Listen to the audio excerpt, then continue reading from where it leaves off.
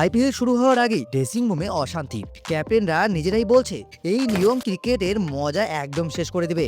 Impact player rule কি সত্যি ক্রিকেটকে নষ্ট করছে? কেন এত বিতর্ক এটা নিয়ে? আর বিসিসিআই কেন কিছুতেই নিয়ম বদলাচ্ছে না? আইপিএল শুরু হতে আর নেই সময়, কিন্তু তার আগেই দলগুলোর ড্রেসিং রুমে তৈরি হয়েছে অশান্তির পরিবেশ, বিশেষ করে ক্যাপ্টেনদের মধ্যে। এই নিয়ম নিয়ে ব্যাপক অসন্তোষ দেখা দিচ্ছে প্রতিটি ক্যাপ্টেনের।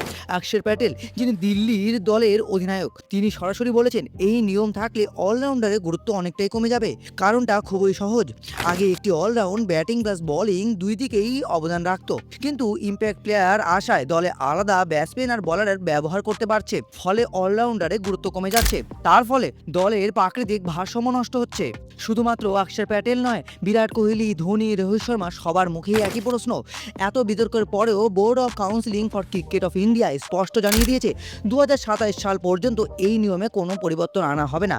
মানে ক্যাপ্টেনদের আপত্তি থাকলেও এই নিয়ম আপাতত তাদের সবাইকেই মেনে চলতে হবে।